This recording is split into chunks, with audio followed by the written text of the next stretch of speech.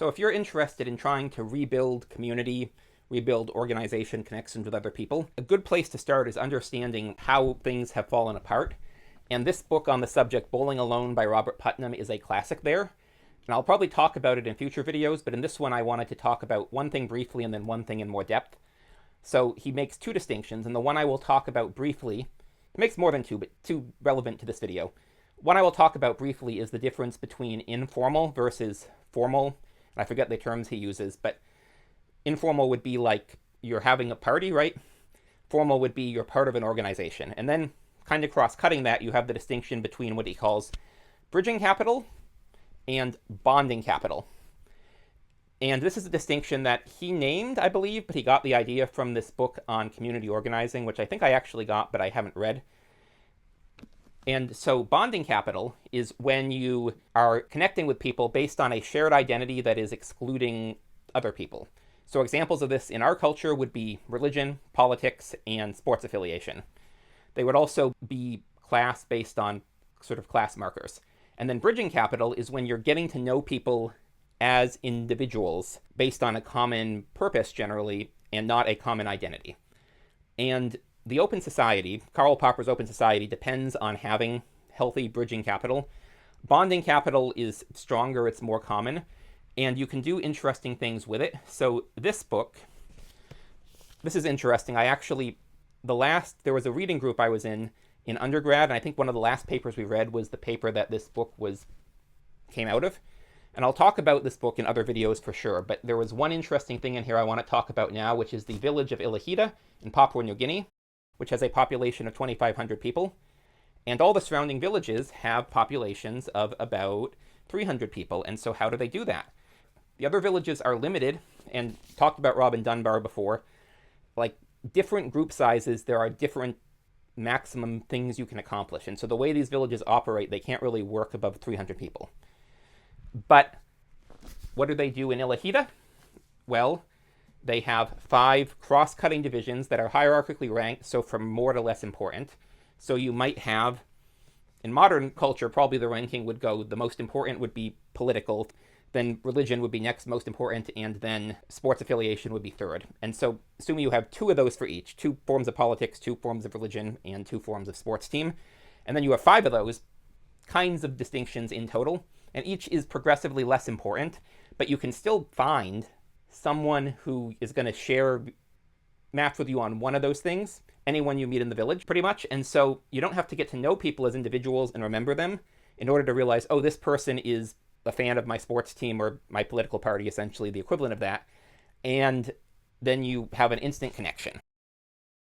And so that's based on bonding capital. But the open society, as Popper defined it, is much more dependent on bridging capital.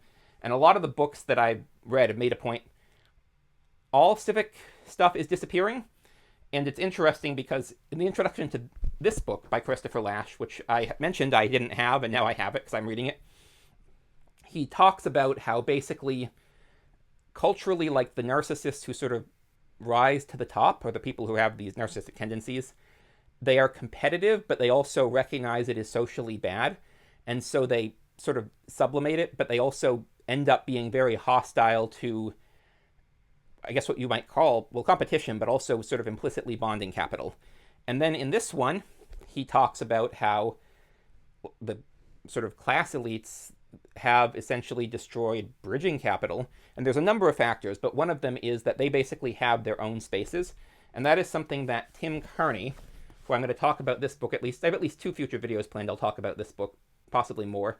But he talks about this as well, because he comes from that elite, like Ivy League class, and they self-segregate, which is interesting. I grew up in a rural area, and my family was upper middle class, and we interacted with like all the way down to like the lower classes, but like the people who go to Ivy League schools, they had their own schools and their own thing, and they were not really involved with even, my parents might have been closer in income to them, but socially closer connected to the lower class because they are off in their own world.